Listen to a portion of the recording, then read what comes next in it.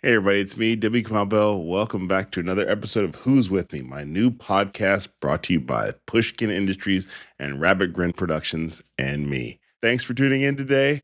Last week we had a great episode with Nava Mao. It was great to have that episode. Great to close out Pride Month with that discussion about what it is to be a trans person in Hollywood and a trans person in the world. If you haven't seen it, check it out. And this week, our guest is a friend of mine, Robert Reich. Robert Reich is the former labor secretary for the United States under Bill Clinton.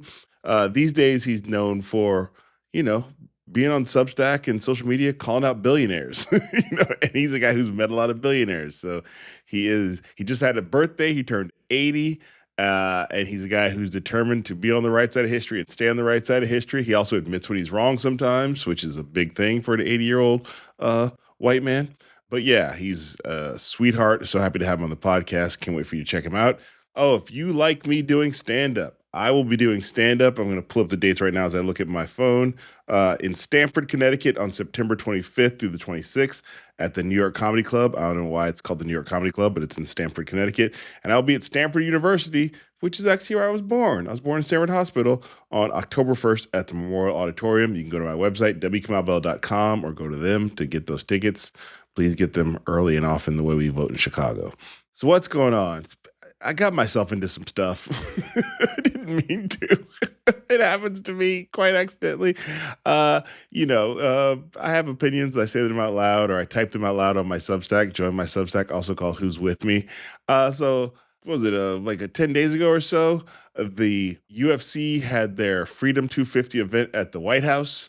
A lot of celebrities went to the White House for the UFC event.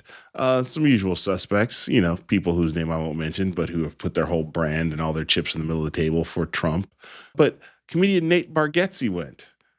And I just thought that was weird because Nate is a guy who has said on many occasions that he's not political. And so, which, first of all, there's no such thing as not being political. Every choice you make in life is political. Everything you do. Now, you don't have control over all your choices. You can't not choose to not walk down the streets that were paved over, indigenous people or indigenous land. But if you have money and access to power and you have power, then you have more choices. So Nate has very explicitly said he's not political, but he went to the White House. And people were surprised to see him at the White House. He took pictures with Sarah Huckabee Sanders and Joe Rogan. No surprise on the Joe Rogan side. He took pictures with RFK Jr. and Cheryl Hines, RFK Jr.'s wife. So yeah, you cannot go to an event at any point in the history of this country at the White House and say it's not political. First of all, let's be clear about that. Anytime you go into the White House and you're taking pictures there, and anytime you've been invited into the White House, I'll say that, and they are happy to have you there. if you're not there to negotiate for someone's freedom or negotiate for please drop less bombs in our country, then it's a political act. If you're just going there to be in photo ops with whoever the president is, even if you agree with that president, that's political. But certainly when they're doing a much criticized cage fight on the White House lawn, and also under a president who I've called a fascist. I called him a fascist in my Substack, at very least an authoritarian, totalitarian. There's all these different words you can use. But a president who uses his Department of Justice as a weapon, as a bully pulpit to get even with people. Just last week, the Department of Justice has sentenced people to between 30 and 100 years for just being affiliated with an anti-ICE protest. One person shot and injured a police officer. That person got 100 years, which is, we can talk about, that's a crime, of course, but 100 years, there are people in prison for he didn't kill the cop, not making excuses, but I'm saying there are people in prison for murder who have less than 100 years, but one person got 100 years. And then one guy, Daniel Sanchez Estrada, got 30 years, not for being at the protest, but he moved a box of anti-fascist zines from inside of a building to outside of a building. I think it was his house. You can look this up. The Intercept has a great article about it. Also, you can go to prairielanddefendants.com to learn more about the Prairieland Defendants. This is what this case is about, these people who are affiliated and anti-ICE protesters. So Daniel Sanchez Estrada got 30 years for moving a box of zines. He did not shoot at the cop. He did not know that person was going to shoot at the cop. I don't think he was there. But again, go to The Intercept or go to prairielanddefendants.com to check. And he got 30 years in prison for moving a box of anti-fascist zines. So that's the president we have. That's the president. The president also, the Supreme Court, which many of them have been installed by the president, or at the very least take the president's orders, have just ended temporary protective status for asylum seekers. So people who are coming from other countries, specifically brown and black countries, Haitians and others who come from those countries who need or here legally, they get temporary protected status. The Supreme Court has just effectively ended that. They've already made clear they're coming for gay marriage. So all this stuff are political choices being made. You can't go to the White House and see a UFC fight that is being had to celebrate the president on his birthday and say that's not a political choice. And this is not about me coming after Nate. Other people were there. Mr. Serena Williams, Alexis Ohanian was there. His defense was that he owns a bunch of sports teams, and so he was invited by the people who own the UFC, TKO, who also owns WME, which is the awkwardly enough, which is also the agency that I'm with, WME. I love my agents. I don't think they were there.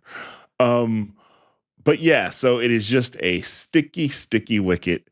You cannot go to the White House, especially under this administration, and not get some dirt on you and not expect it to come back. So I wrote a Substack about it that was just basically the 10 rules of how not to do that.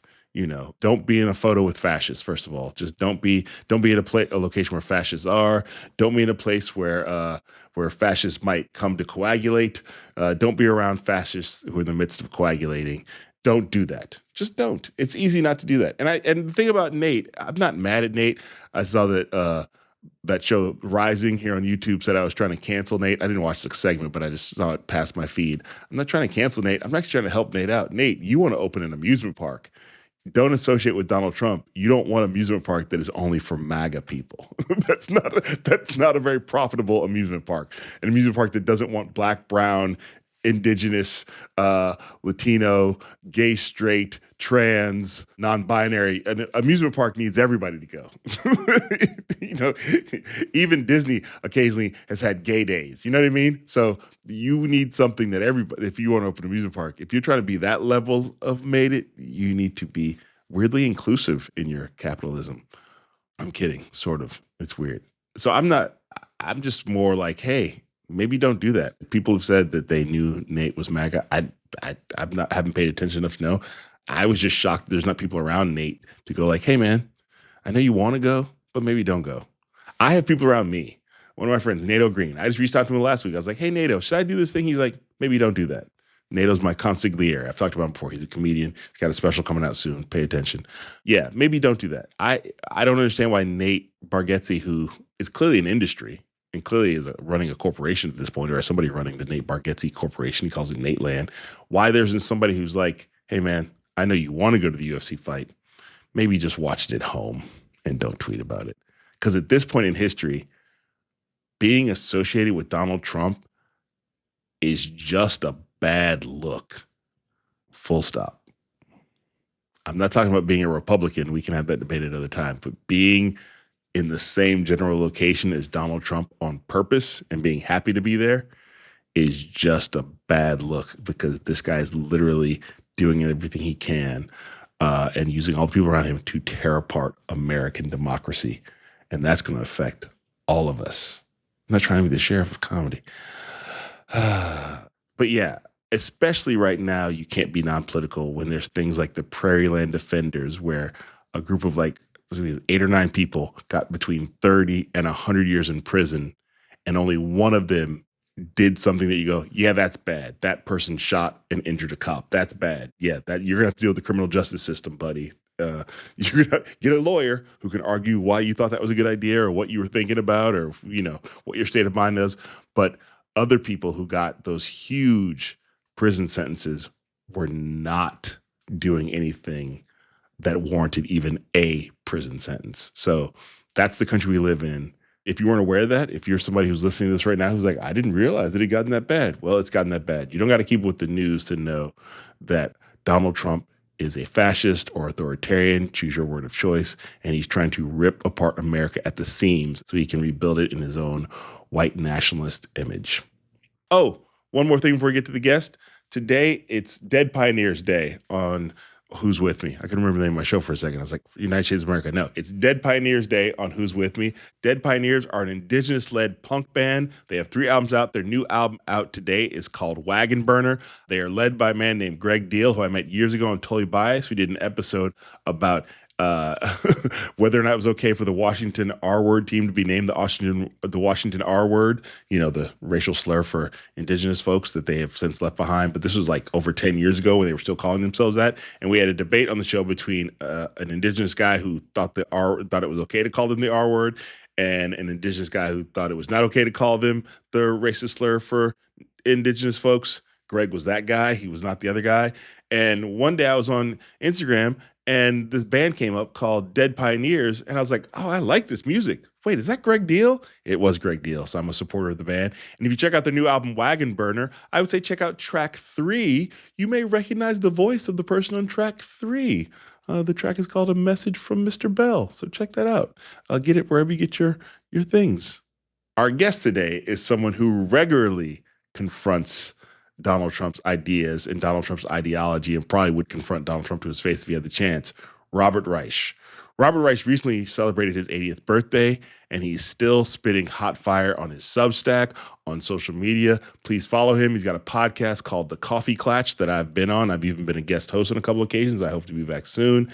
Robert has a new documentary out about his last class that he taught at UC Berkeley, where that's where I know him from being around the streets of Berkeley. It's called The Last Class. You can check it out.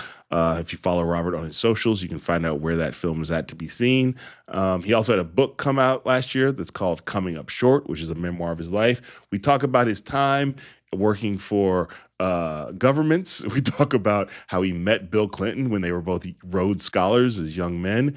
We talk about his relationship to civil rights hero Michael Schwerner, Mickey Schwerner, as he calls him, who he knew when they were both in elementary school together. And Mickey Schwerner stood up for him, which really helped teach Robert as a young man how to stand up to bullies. And we also talk about how we can find hope in these days. He's a very optimistic guy to be a guy who has seen as much as he has in his 80 years. And I hope to be that kind of guy when I'm 80 years old. So anyway, enjoy the interview.